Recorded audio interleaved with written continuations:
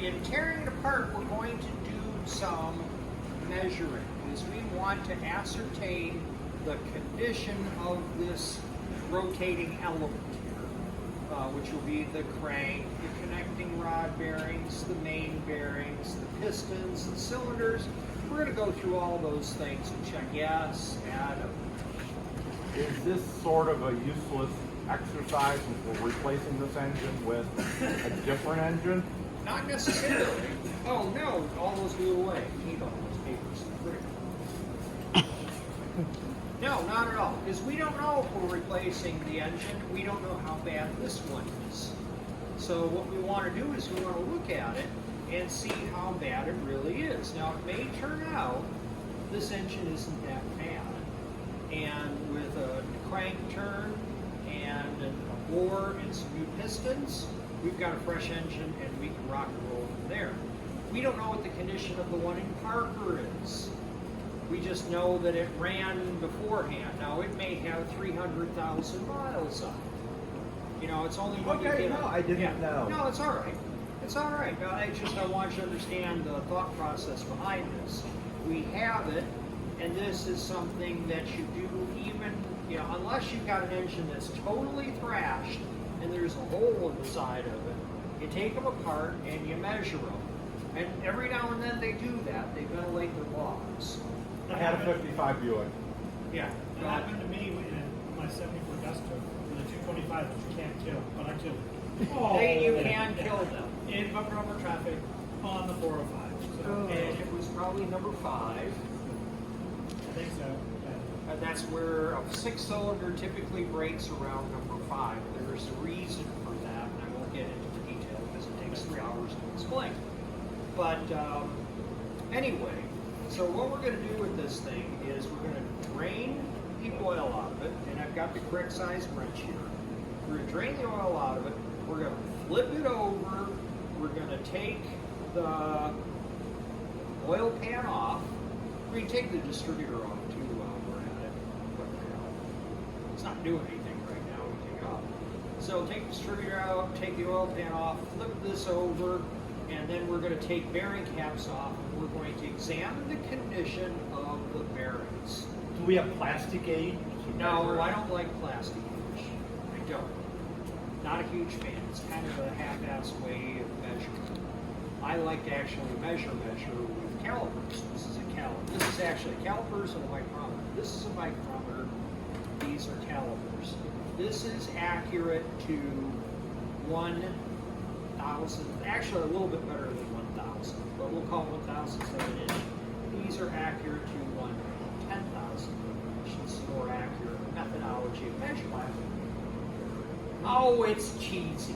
It's not cheesy, it's high tech. It's cheesy. Ask an engine builder, he'll tell you. It's cheesy. Cheesy, cheesy, cheesy. So what I need somebody to do right now is get the oil out of this engine, even though it's brand new oil. You got an oil pan. You unscrew the top there, the red part. That gets unscrewed. You just turn it back. Yeah, we're getting up there. All right, let's try that.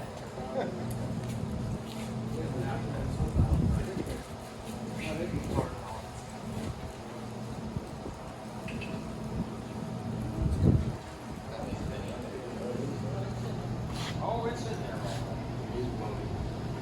I'll just let it go. Go straight down.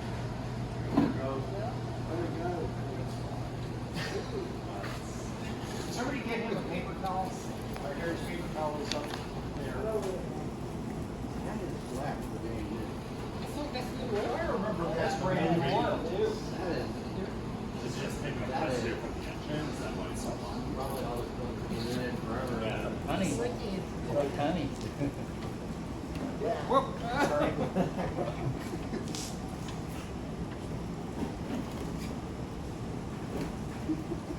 Oh, we can put the plug back in now.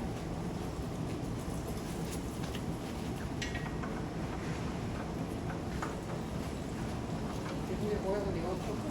Yeah, there is.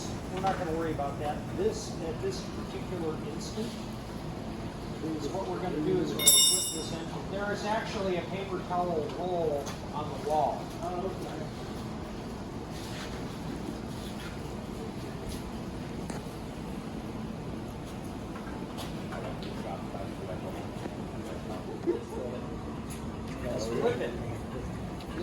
Too funny. There you go. Yeah, they had a lot of fun stuff like that. It was really neat. We're going to get some leakage. So I brought over, these should be 1/2 inch. So I brought over 2 wrenches.